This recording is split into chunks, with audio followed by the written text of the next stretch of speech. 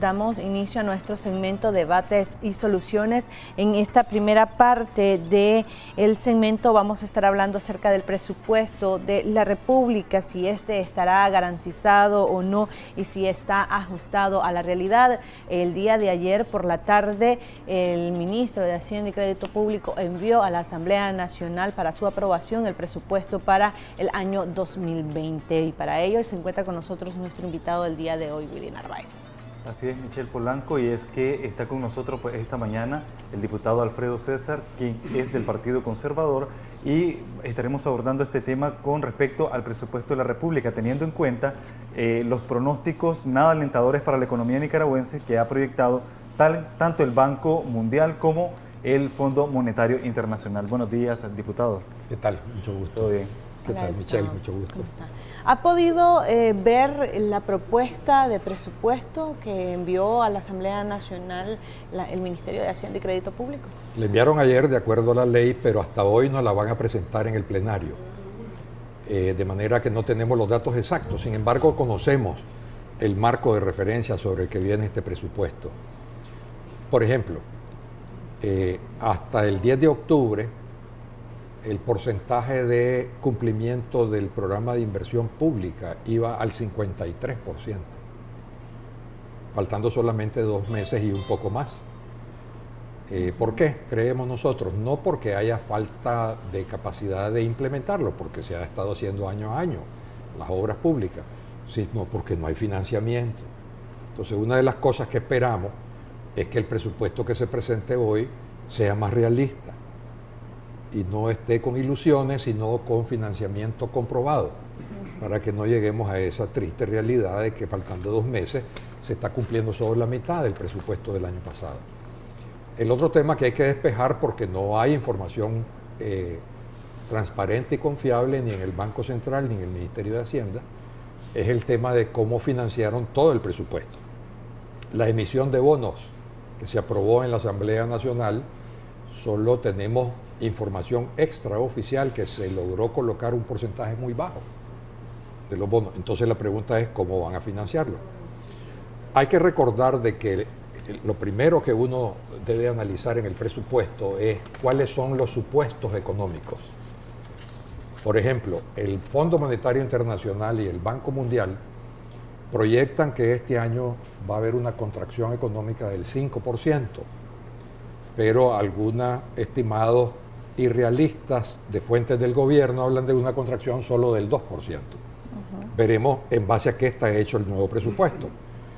Y todavía proyectan los organismos internacionales otra contracción el próximo año. Menor, pero sería el tercer año consecutivo en que la economía nicaragüense se reduce. De hecho, el gobierno hablaba de un crecimiento económico a partir del año próximo. Sin embargo, estamos viendo las proyecciones de estos organismos que hablan de hasta el 2022, por ejemplo. Así es. Las autoridades del gobierno deben de tener el cuidado, sobre todo las económicas, de hacer las proyecciones con realismo y no con ilusiones. La realidad es que Nicaragua no está siendo sujeto de crédito en los organismos principales internacionales como el Banco Mundial y el BID, y mucho menos está recibiendo el flujo de inversiones porque se perdió la confianza en este gobierno. Entonces no hay inversión ni nacional ni extranjera. Para darnos una idea de lo que ha significado la contracción económica de estos 18 meses que se cumplen pasado mañana, desde la gran rebelión nacional, la proyección oficial del Banco Central en cuanto al Producto Interno Bruto del país hasta diciembre del 2018, y le aplicamos la contracción del 5%, que es lo más creíble de los organismos internacionales, y luego lo trasladamos a efectos reales, porque acordémonos que $1 de hoy vale menos que $1 de hace 5 años. Entonces eso se llama en términos reales. Pues lo que le ha costado al pueblo de Nicaragua hasta diciembre del 2019, es decir, al finalizar este año, dentro de 2 meses, es un retroceso en términos reales del ingreso para cada habitante del país de 7 años. Es decir, que usted, los jóvenes, nosotros, hemos retrocedido 7 años en el ingreso por habitante de Nicaragua en términos reales a diciembre de este año. Y todavía faltan 2 años para la supuesta elección del 2021. Entonces es completamente irreal pensar en eso, y el daño enorme al nicaragüense que se está dando por el empecinamiento de no buscar una solución política, ahí está. 7 años de retroceso en el ingreso de cada habitante de Nicaragua en términos reales. Ahora, por ejemplo, esto no solamente es una preocupación de Nicaragua, sino a nivel centroamericano.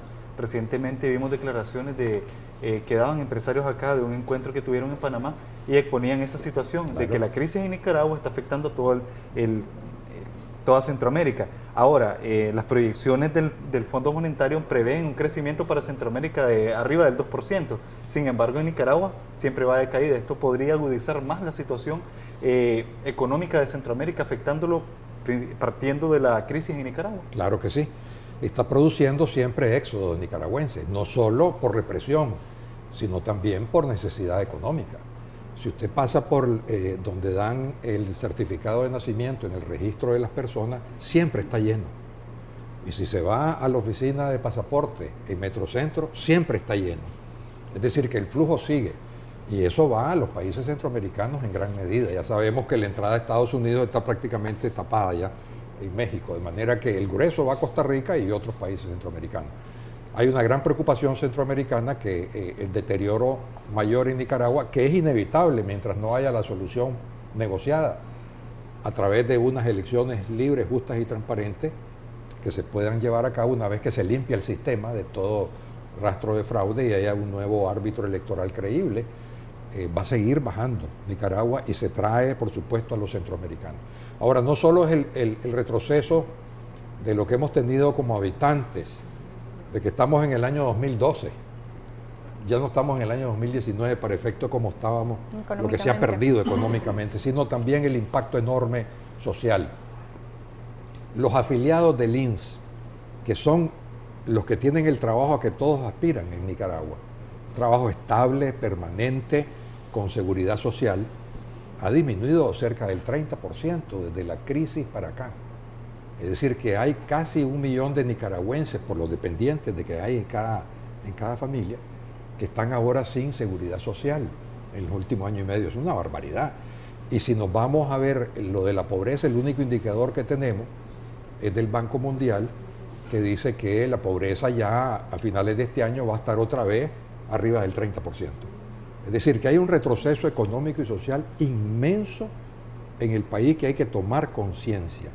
Y esperemos que el presupuesto que se nos va a explicar el día de hoy tenga esa dosis de realismo y no unos números completamente desapegados de la realidad. Da la impresión a veces que las autoridades económicas del gobierno creen que levantar la economía es un tema de voluntad política, como que es una cuestión de decidir hacerlo o no, y es un tema de confianza. Cuando el pueblo y el inversionista nacional y extranjero pierde la confianza en el gobierno, como ocurrió desde abril del 2018, no hay forma de levantar la economía. Entonces lo primero que tiene que hacerse es restablecerse la confianza.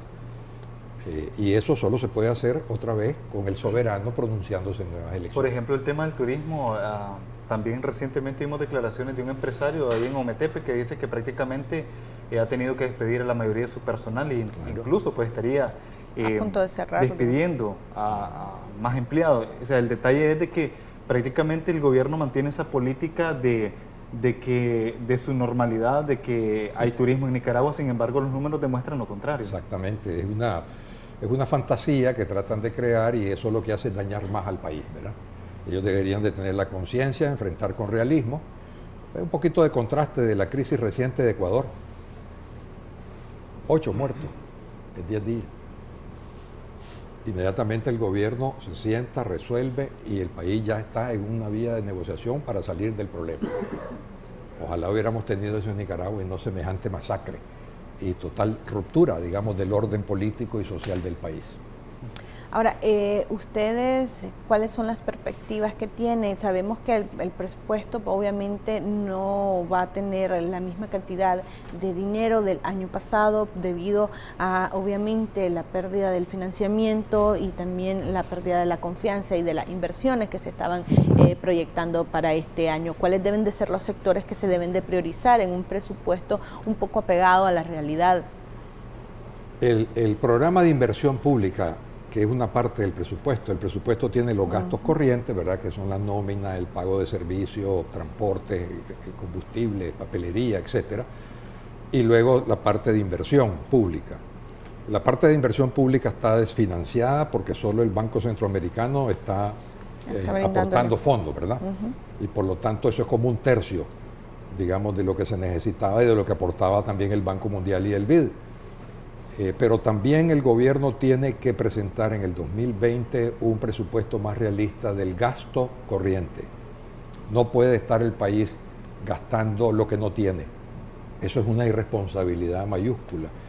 Porque aunque ellos digan de que todavía la deuda externa pública del país es manejable, estamos acercándonos al 50% de endeudamiento externo con respecto al Producto Interno Bruto. Y una vez que cruzamos esa línea, volvemos a considerarnos a nivel internacional como un país pobre, altamente endeudado.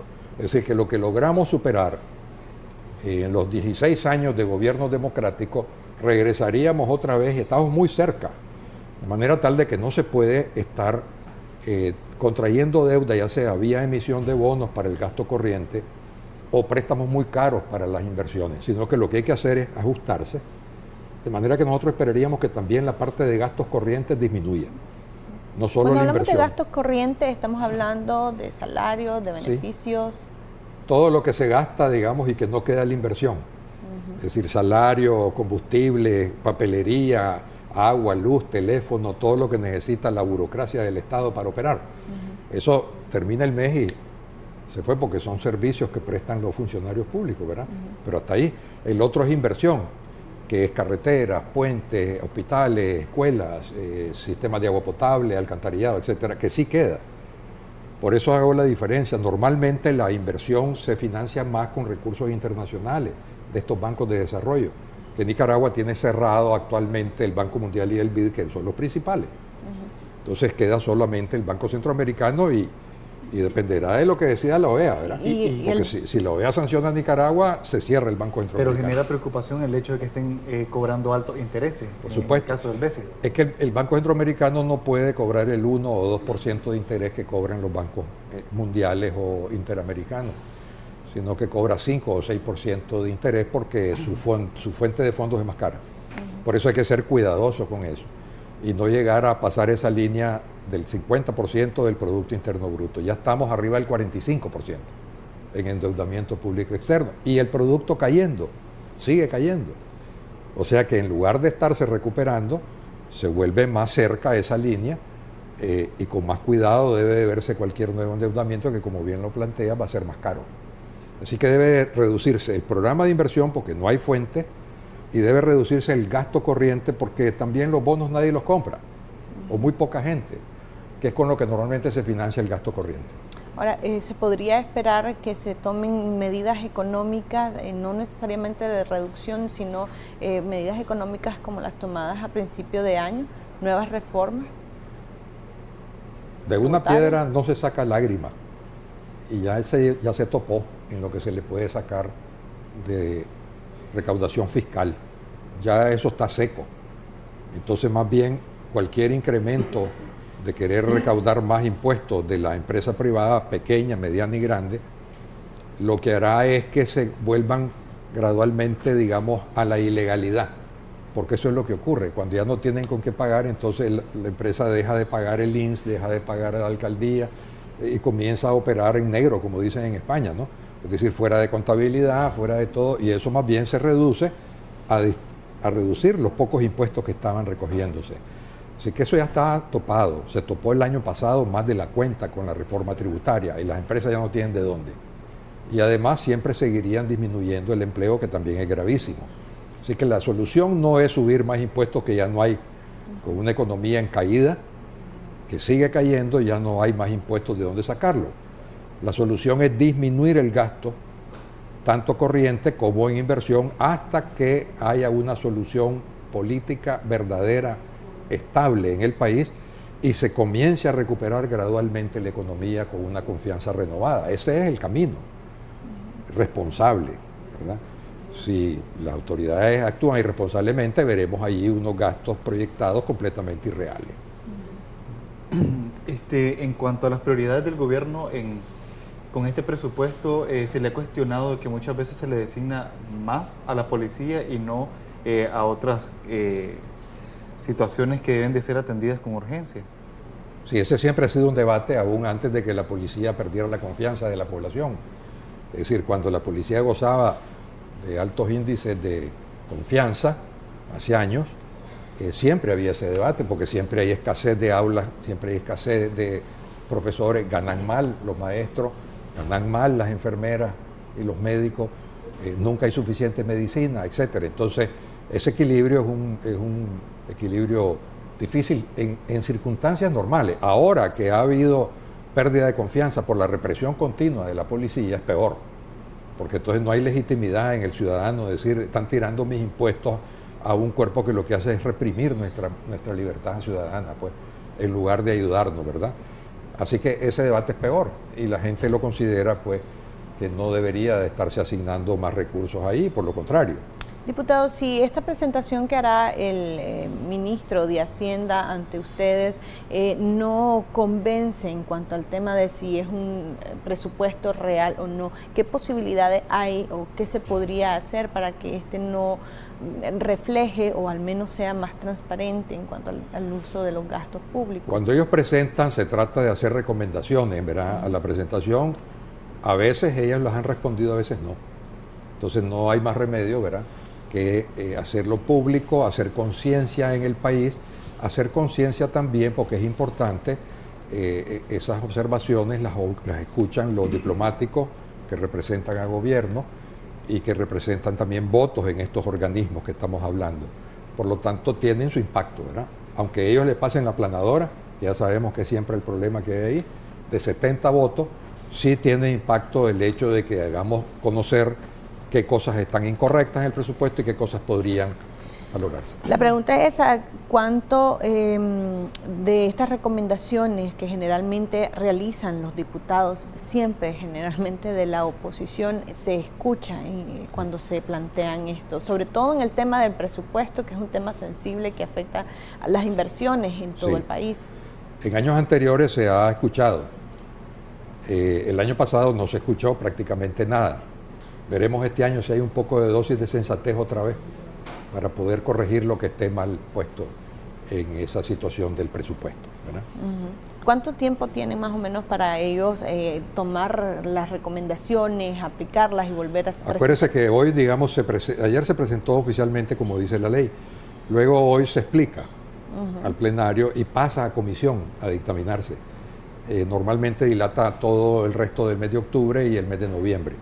Ahí es donde se pueden corregir las cosas, para que cuando venga el dictamen de la comisión de la Asamblea al plenario, se puedan efectivamente haber corregido en el dictamen y luego aprobar ya las correcciones. Si se aprueba como vino el presupuesto, que es la tendencia que hubo el año pasado, ya es muy difícil que corrijan los problemas, pero luego en el desarrollo del 2020 se verán los problemas serios. Bueno, tenemos audios que nos han enviado nuestros amigos televidentes. Vamos a ubicar el primero de ellos. Buenos días, diputado César. Buenos días, Canal 10. Por favor, como pueblo les pedimos a todos los partidos políticos que cierren fila con los azul y blancos, con la unidad. Hagamos unidad para que podamos ganar las elecciones a la dictadura. Por favor, el pueblo quiere unidad y unidad y unidad. Muchas gracias. Siguiente audio. Señor Alfredo César, usted dice que en las instituciones financieras Nicaragua perdió toda confianza. ¿Qué pasa con el otorgamiento del crédito que hizo el BCE recientemente? Muchas gracias. Tercer audio. Auméntenos el salario, pues. Estamos esperando el aumento salarial. ¿Por qué no lo aprueban ustedes? Gracias. Cuarto y último de los audios. Buenos días, don Alfredo César.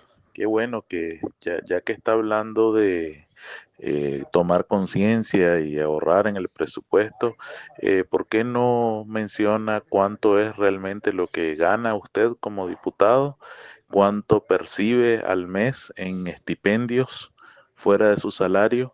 cuánto percibe en combustible, desde cuándo no utiliza usted su vehículo propio, que tiene que estar usando el vehículo el que le dan el trabajo. Sería bueno decir eso, y si en una nueva Nicaragua usted estaría dispuesto a sacrificarse y a ganar 3 veces menos de lo que gana ahorita y sin todos esos estipendios. Muchas gracias. Muchas gracias, buen día. Bueno, diputado, vamos a responder al primero de los amigos que decía que por qué los partidos pues no cierran fila y hacen una unidad con las organizaciones opositoras. Estamos totalmente de acuerdo con el televidente. El Partido Conservador apoya y trabaja activamente por lograr la unidad opositora similar a la exitosa del 1 del 90, en donde se dejaron a un lado diferencias menores para juntar los esfuerzos de cambiar el país hacia una democracia plena, con separación de poderes, con independencia, con justicia verdadera, con elecciones libres, etc. Así que estamos plenamente de acuerdo. Nosotros hemos venido trabajando activamente. Sí quiero hacer ver de que requiere un desprendimiento, lo he mencionado varias veces, de todas las partes. Por ejemplo, muy claramente, en el año 90, la UNO, que ha sido la única alianza opositora exitosa que llegó al poder en nuestra historia, siendo opositora, sacó 54% el voto que obtuvo doña Violeta de Chamorro y los diputados de la UNO, y 40% lo que obtuvo Daniel Ortega y los diputados del Frente Sandinista. Es decir, una diferencia de 14 puntos. En ese momento el Frente Sandinista estaba unido, no se había desprendido nadie. Al día de hoy, las encuestas más creíbles indican que Ortega anda por el 20%, es decir, que ha caído del 40 al 20. ¿Qué significa? Que los que siempre estuvimos en contra de Ortega y del sandinismo, ahí estamos todavía, que éramos 54%, eso no hemos cambiado. Los que normalmente nos dicen de derecha, como que fuera algo despectivo, orgullosamente nosotros somos de centro derecha. Y lo que ha cambiado es que ese 40 que tenía Ortega en el 90 ahora está en 20. Es decir, que hay un 20% aproximadamente que es sandinista no orteguista, que se les ha desprendido. Y entonces tenemos que unirnos, ambas partes, pero tiene que ubicarse cada quien en lo que pesa, ¿verdad? Para que podamos hacerlo correctamente. Vamos a seguir respondiendo las preguntas. El siguiente televidente preguntaba que usted decía que las instituciones internacionales financieras ya han perdido la confianza en Nicaragua. ¿Qué ha pasado con este financiamiento que está otorgando el BESIA?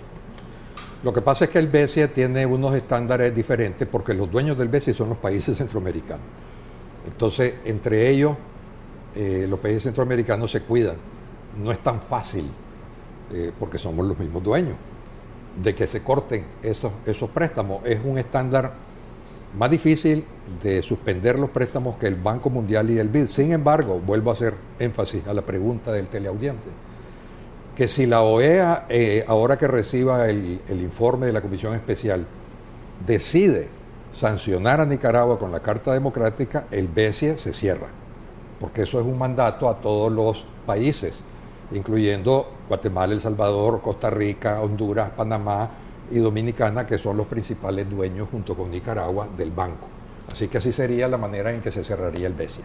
Ahora, hablan acerca del siguiente televidente, preguntaba que por qué no se le aumenta el salario a los trabajadores y que por qué ustedes, supongo que habla de los diputados, no aprueban los aumentos salariales para todos. Sí, la realidad es que trabajadores hay en el sector privado y en el sector público. Yo no sé si él estaba confundido, no sé dónde trabaja. Si fuera el sector público es muy difícil, en la crisis en que estamos, elevarle salario. Y en el sector privado no creo tampoco, solo con excepciones, pues, pero eso es una decisión de cada empresa. Pero le digo francamente, en el sector público hay que realizar que el país está en crisis, que está cayendo todo, la economía, y que más bien si tiene un trabajo estable, que se sienta agradecido de tenerlo en las circunstancias donde hay centenares de miles que han perdido su trabajo. De hecho, con la discusión del salario mínimo, todos estuvieron de acuerdo en que no se aumentara, pues entonces hubo un acuerdo. El país está en crisis completa y eso hay que entenderlo. Si uno tiene su trabajo, presérvelo. Vamos a responder la última, sí, y que es bastante polémica y muchas personas se hacen la pregunta a diario: ¿cuánto gana un diputado? cuántos son los beneficios que recibe por parte del presupuesto y si estarían los diputados dispuestos a haber reducido estos beneficios y los salarios. Le agradezco también al televidente la pregunta, porque me permite con transparencia, como operamos nosotros, decir claramente. El salario que yo recibo como diputado mensual es de 66,000 córdobas, es decir, bordeando los $2,000. Y sigue en Córdoba, no se ajusta cada mes, o sea que yo creo que el próximo mes ya está un poquito abajo de $2,000. Segundo, no recibo carro de la asamblea, yo uso mi carro que compré con mi salario. ¿Combustible? Preguntaba el amigo. El combustible sí, nos dan 120 galones al mes de combustible. Y cuarto, no recibo ninguna otra regalía. Es un error o es una fábula los que dicen que hay otro montón de cosas que reciben los diputados. Lo único adicional que hay que hacerlo ver, bueno, nosotros pagamos además nuestra cuota del INS y pagamos el impuesto sobre la renta, para que estemos claros, ¿verdad? No es que está exonerado el diputado ni del INS ni del impuesto. Y lo único extra adicional, salario, cupones, es un seguro de vida colectivo que hay de toda la Asamblea Nacional con INICER, que da algunas coberturas, digamos, creo que son $50,000 en caso de muerte, y ayuda también a algunas coberturas médicas superiores a las que da el INS. Ese es un seguro colectivo no solo de los diputados, sino de los 500 trabajadores de la Asamblea.